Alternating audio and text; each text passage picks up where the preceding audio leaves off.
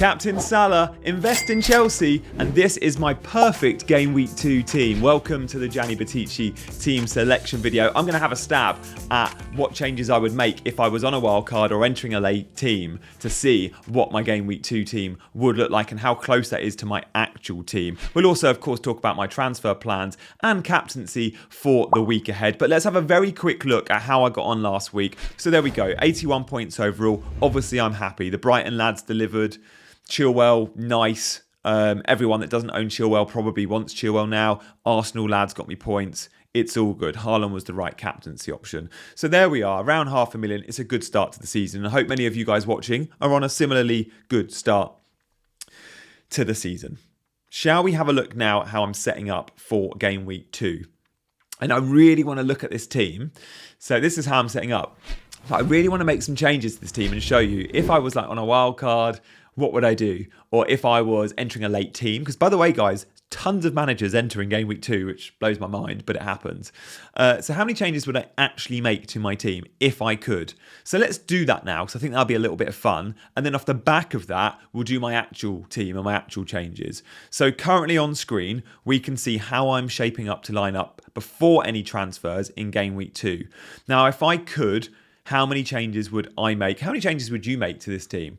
So far, only really 4 changes, I think, from what we've seen in Game Week 1. So I would take Gabriel out, although I think he probably starts against Palace, and I'd put Gvardiol in. I think Man City defence, best in the league. Gvardiol looked really good in the Super Cup, played left back.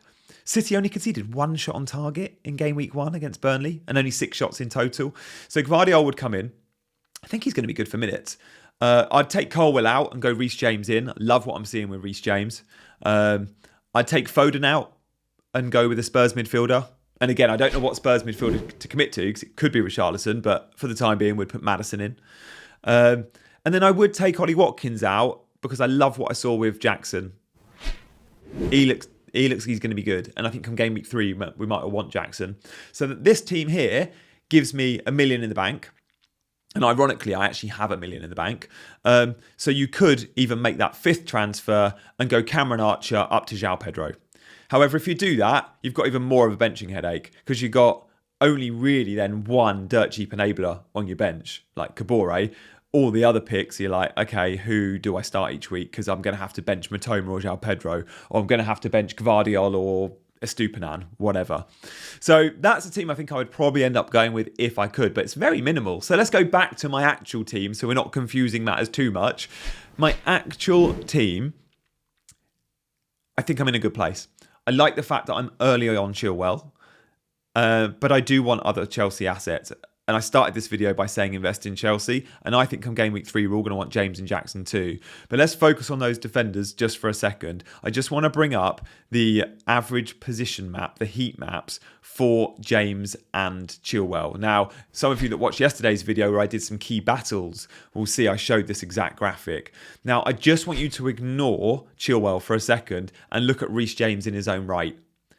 There ain't a better fullback other than Chilwell in terms of attacking output than James. Let's look at some of the numbers where he compares to Chilwell. He smashes Chilwell with assist threat. Sure, Chilwell owns the goal threat, but there's very little between them when it comes to expected goal involvement. So whilst we're all raving about Chilwell, and we absolutely should be, let's not forget Reece James is going to be super attacking as well. Maybe not quite so attacking and quite so high, but he also mops up the bonus points, Reece James. So when he does get that return, that goal or assist or clean sheet, he'll be almost guaranteed bonus. Chilwell might not necessarily get that when he gets his attacking return because his baseline is lower. His underlying numbers for recoveries and clearances and blocks and interceptions, all of that stuff that makes up the BPS, James is a beast at. One of the best in the league at. So I want both these guys. At the moment, I'm on Chilwell. How do I get to Reece James? And you'll be looking at my team now thinking, will Gianni transfer James in this week? Now, I am tempted. And my one and only move I think this week will be, if I make one, I'm caught between rolling my transfer or bringing James in. The reason I'm not fully sold on bringing James in is Gabriel doesn't look like he's going to drop in price yet. If he did, that might force my hand. Reece James doesn't look like he's going to rise in price yet. If he does, that might force my hand. All right? Because I've got exactly $1 million in the bank. And the other question is, do I want that third Chelsea asset in game week 3? Now, if I do want the third Chelsea asset in game week 3, that might be Nicholas Jackson, I'll be blocked from that move if I own Colwill, James and Chilwell. So should I be transferring out should I be transferring out Colwill for Reece James? Or should I be transferring out Gabriel for Reece James? I've got the money to make the move for either. I don't know the answer to that question yet. And I think I might need another week or two to make that call. So maybe the smart move is to roll. I could go straight Colwill to James, knowing I'm going to eventually want the third Chelsea spot, but I can't guarantee it. And again, what if Gabriel doesn't start game week 2 and I'm lumbered with him? So maybe I just need to wait and see. And I think that's where I'm probably going to do, guys. So boring, but I think I'm going to be rolling this week, unless, as I mentioned, my hand is forced because of price rises or price drops for the Gabriel to James switch or for the Colwill to James switch. Now, do I think Gabriel is starting, and what should you do with Gabriel? Because most people watching this will own him. I think, like me, you should probably roll and give him another week. Unless you don't have perhaps Chilwell. If you can go Gabriel to Chilwell straight away, I think you probably do it. There's more unknowns with James. His injury record, is he on penalties? Chilwell's a safer bet. I think Gabriel will start because Arsenal didn't look squeaky clean against Nottingham Forest. In fact, Forest put up a higher XG than Arsenal. Pretty surprising. Like, not many teams go to the Emirates and concede less than 1 XG, and Forest did, which is why, by the way, I've gone Turner over Onana. I think many of you guys might want to do the same. United didn't look great defensively, did they? Onana got lucky. But I also think Gabriel's got a higher chance of starting because of the Timber injury. Sure, Timber wasn't playing centre-back, he was playing left-back, but it's less strength and depth at the back. I don't know if Zinchenko's ready to start. We don't know who will play left-back, but we could see Ben White play there. We could see Tomiyasu play there. We could see Tierney come in. There might be an argument to say, let's make the centre-back partnership back to what we know. Saliba, Gabriel. And look, Palace are really weak at set pieces. Gabriel's very good in the opposition box of set pieces. Very good. And that's why many of us went Gabriel over Saliba. I just wonder if there's a goal in him this week. So if I owned Reece James, I would play him over Gabriel. If I owned Chilwell, I'd play him over Gabriel. But Colwill, I would play Gabriel over. Which is why that's my back three. Estupiñán, Chilwell, Gabriel, Turner in goal. The midfield 5 is fine. Not looking to transfer any out. There'll be Bruno owners out there, maybe thinking they'll be moving him on if he blanks again, and look at Spurs midfielders. And look, Spurs are absolutely a midfield I want to invest in. My plan was always to go Richarlison or Maddison, but probably not till game week 3 or 4. So let's wait and see then. Foden could make way. Foden played in the Super Cup. He got 90 in the Super Cup. He didn't take a pen, which I was really annoyed at. Maybe he was going to be number 6. I expected him to take a pen over Grealish. The City pens were great. Scored them all. But Foden played 90, and in that game, how did he look and where did he play? Well, 3 key passes. Nice. Some of the corners. He did have a couple of shots in the box, but they were both blocked. So he looked good. He looked good, and he played fairly central. He played in the Gundogan role, really, central left quite often. At times, you'd see him in the Grealish role and Grealish inside. But yeah, Foden fairly close to Haaland, in good positions. And it was interesting that it was Alvarez that was benched. We're not sure who's going to deputise for KDB. Will it be Alvarez? Will it be Foden? But remember, we've still got to deputise for Gundogan as well. And often that'll be Kovacic. But against weaker opposition, maybe that could be a Foden. And it could be Foden and Alvarez starting. Of course, Bernardo Silva's still in the equation, but Palmer played really well on the right-hand side too. So I think it's Palmer versus Bernardo Silva for the right-hand side for the next couple of games, maybe. I expect Bernardo to get it, and I think we could see Foden central. We're not seeing Foden wide right much. We did a little bit pre-season, and when Mahrez left, we all thought we might see that, but that doesn't seem to be happening. So there we have it. I'm going to give Foden the opportunity against Newcastle. If he doesn't start, I'll be worried and he might be on the chopping block. But after that, the fixtures are so good for him. I just need a goal. I need something from him. But the other midfielders, as I mentioned, I'm pretty set on. Not looking to sell any of these guys soon. I think when the fixtures get difficult for Arsenal, I could see a place where if I'm short on midfield slots and I want to buy a new shiny toy, maybe a Diaby at Villa or an Eze, or perhaps it's just going to double Spurs midfield because I want Richarlison and Maddison, who knows. I think Martinelli could be vulnerable in my team, but Saka and Rashford and Matoma, I feel like they're longer term picks. And then up front, I've got Watkins and Haaland. Now, Watkins is a really interesting one because are we looking at Nicholas Jackson? I think we probably should be, shouldn't we? Super impressive on his first game, despite blanking. And that's a good thing, FPL managers, because if he got points, it'd have risen in price already. The fact he blanked but played well means he should be on our radar. Now, from game week 3, the Chelsea fixtures are insane. And I can't see a world where I'm seeing Chelsea play Luton at home and Forest at home, if Chelsea play well against West Ham in game week 2, and not going, I need the perfect Chelsea triple up. And the perfect Chelsea triple up is pretty clear, isn't it? It's Reece James, it's Chilwell, and it's Jackson. Now, there might be other players that form number 4, 5 and 6 picks. Like you could argue Colwill at 4.5 is a great option. You could argue Sanchez, the goalkeeper, at 4.5 could be great. You could argue Enzo Fernandez, who was playing a little bit more advanced as a number 8, especially with Caicedo and Lavia signings. Enzo on set pieces. He's taken corners off Reece and Chilwell. Playing number 8. And he's 5 million midfielder, and he could be on penalties. It's between him and Reece James, in my opinion.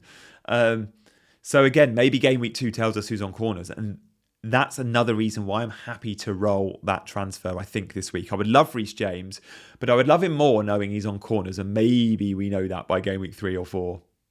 I hope we do. We want to know that with Spurs as well. Who's on corners is such a big question. At Spurs, I think it will be Richarlison, but it could be Son, it could be Maddison, who knows. So look, that's where I think we're at. It was good comparing those Chelsea fullbacks earlier. And as I mentioned, I think there's an argument to say both should be in our teams, because when you look at them in their own right, and you look at those stats and you look at those heat maps, don't compare like for like and go Chilwell's slightly better. In their own right, they're better than all the other fullbacks in the game, pretty much in terms of attacking output. Because City don't attack like that anymore with the fullbacks. You know, think of days gone by when it's all about Cancelo being super advanced and wide. Same with Liverpool with Trent and Robbo. We don't see that anymore. Chelsea are going old school and Poch is going old school, and we're seeing still the wing backs or fullbacks bomb on and be the best attacking outlets for their team. Guys, we've got to talk a little bit about captaincy, haven't we? So where am I with captaincy? Well, we saw Haaland. Didn't even need to really mention it. We just assumed it'd be Haaland, and sure, it's Haaland. Haaland blanked in the week in the Super Cup. City didn't look great in the Super Cup. I am still going Haaland, I confess. If I own Salah, however, I would go Salah. Now, I've got a graphic here, which is pretty cool. These are the top performing players versus the opposition they face in game week 2 and their history against in that fixture. So let's look from the top of the chart. To describe this in more detail, we have Saka, for example, who plays Crystal Palace this week. Now, in the last 4 fixtures against Palace, he has averaged 6.5 points a game. So he's played Palace the last 4 times in the Premier League, home and away, 6.5 average. Not too bad. Not too bad at all. So do you look at Saka this week? Look brilliant all pre-season, hit the ground running game week 1. If you want to think outside the box, you don't own a Liverpool player, maybe you could. Salah, interestingly enough, against Bournemouth, he might have blanked last season at Anfield when they won like 9-0, but his average is 6.25, so it's good. And if you own Salah this game week, I would go Salah above Haaland. He's probably the only player I can safely recommend over Haaland this game week. Shout out, by the way, to Only FPL, who sent me these numbers. He's going to do it every week for our YouTube show. So Only FPL, who does watch these YouTube shows, thank you. He suggested it. He was like, I do all this data anyway. Why don't I share it with you for your YouTube watchers? I think it'll be really cool. Every week we look at the captaincy options based on what they've done in that fixture in the last 4 times. Now, you might be looking at this graphic thinking, where's Haaland and why is he only on 5? Well, Haaland's only played Newcastle twice, so we can't do the 4-match comparison for him. But in those fixtures, I think he got a single return in each of them. So he averages 5. Other names of note, you know, Rashford's got a good record against Spurs.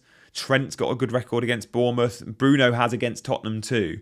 But for me, it's very simple. You own Salah this week, you captain Salah. You don't own Salah, you go Haaland. And I think that's where I'm at. So guys, let me know what you think of the addition of the introduction to captaincy each week based on the opponents. Obviously, you have to look at more than that. You have to look at the fixture they have at that time. And sometimes that's harder or easier based on where we're at in the season and the form of those teams.